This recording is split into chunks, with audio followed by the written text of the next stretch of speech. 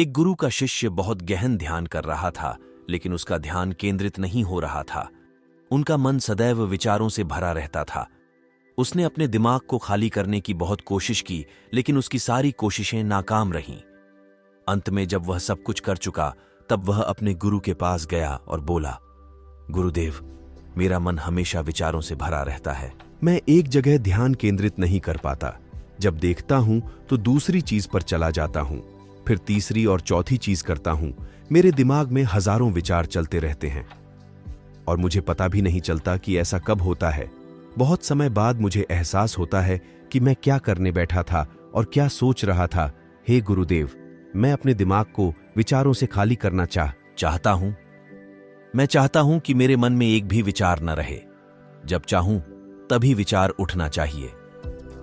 गुरु ने कहा कि किसी भी समस्या का समाधान तभी होता है जब हम समस्या की जड़ तक पहुंचते हैं, समस्या को ठीक से समझते हैं और जानते हैं। क्या आपने उस मन को भी जाना है जिसे आप खाली करना चाहते हैं? शिष्य ने कहा, गुरुदेव, मैंने मन को जानने की बहुत कोशिश की है, लेकिन जितना इसके बारे में जानता हूं, यह उतना ही रहस्यमय होता जाता है। गुरु ने कहा, जाओ और छोटे छोटे पत्थरों से भरा एक घड़ा ले आओ। तब शिष्य छोटे छोटे पत्थरों से भरा एक घड़ा ले आया और गुरु के पास रख दिया। गुरु ने कहा, इस घड़े को अपना मन समझो और इस घड़े में पत्थर भरे हुए हैं। अब इस घड़े में और पत्थर डालो। शिष्य घड़े में पत्थर डालने लगा। घड़ा पहले से ही भरा हुआ था। 12 वहां पत्थर रखते ही बाकी सभी पत्थर नीचे गिरने लगे। तब गुरु ने कहा, रुको और ध्यान से देखो। अब घड़े में कोई पत्थर तो नहीं आ रहे हैं, बल्कि वह नीचे गिर रही है, क्योंकि यह भर गया है। इसमें जो भी आ सकता था वह आ गया। अब और पत्थर नहीं आएंगे। यदि आप दूसरा पत्थर लगाना चाहते हैं तो पहले पत्थरों को बाहर निकालना होगा। शिष्य ने तुरंत कहा, गुरुदेव, मैं समझ गया कि आप क्या कहना चाहते हैं, कि हमें अपने दिमाग को विचारों से खाली कर लेना चाहिए। गुरु मुस्कुराए और गुरु ने कहा, पहले पूरी बात समझो और फिर दिमाग को खाली करो।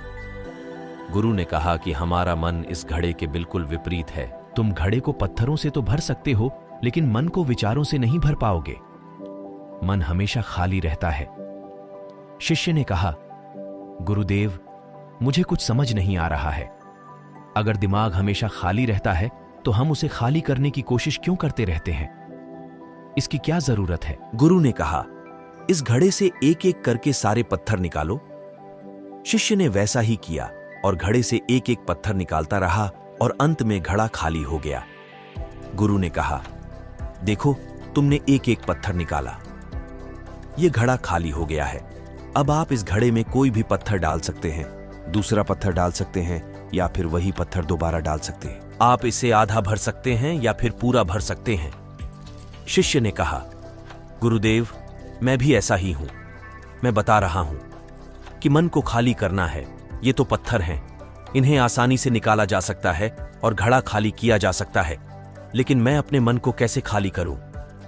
गुरु ने कहा, इस खाली घड़े में एक पत्थर डालो और 2 पत्थर निकाल लो। शिष्य ने यह कहा, ऐसा कैसे हो सकता है कि जब इस घड़े में एक पत्थर होगा तो एक ही पत्थर निकलेगा? फिर 2 पत्थर कैसे निकल सकते हैं? गुरु ने कहा, चलो ऐसा करो, इस घड़े में 2 पत्थर डालो और 4 पत्थर निकाल लो। शिष्य ने कहा, गुरुदेव, यह कैसे संभव हो सकता है? यह कोई चमत्कारी बर्तन नहीं है कि 1 डालो तो 2 निकालो, 2 डालो तो 4। गुरु ने कहा, यह घड़ा चमत्कारी नहीं है, लेकिन तुम्हारा घड़ा यानी तुम्हारा मन चमत्कारी है। यदि आप इसमें एक विचार निकालेंगे तो इसके पीछे 2 विचार होंगे। जब आप उन 2 विचारों को पकड़ते हैं तो उनके पीछे 4 विचार उभर आते हैं और वह खाली नहीं रहता। यह मन का भ्रम है कि सब कुछ है लेकिन कुछ भी नहीं है। शिष्य ने कहा, गुरुदेव, आप जो कह रहे हैं वह मैं समझ गया, लेकिन क्या मैं हमेशा अपने विचारों के जाल में फंसा रहूंगा? क्या मन के भ्रम से बाहर निकलने का कोई रास्ता है? बिल्कुल नहीं।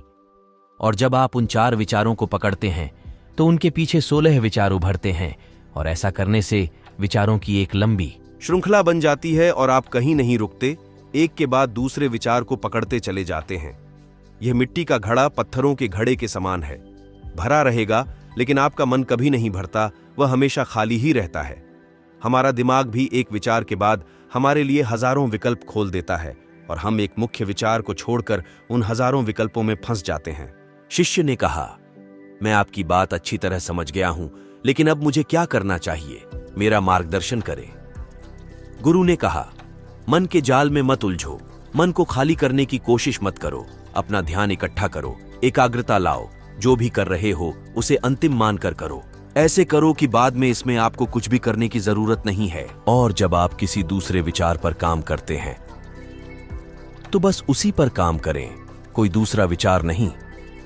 मन के भ्रम से बाहर निकलना इतना आसान नहीं है, लेकिन अभ्यास सब कुछ कर सकता है। दोस्तों, आज की यह कहानी आपको कैसी लगी और इस कहानी से आपको और क्या सीखने को मिला?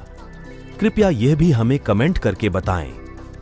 साथ ही अगर आपको ये कहानी पसंद आई और ये आपके लिए उपयोगी लगी तो इसे अपने दोस्तों के साथ जरूर शेयर करें। सब्सक्राइब करना न भूलें।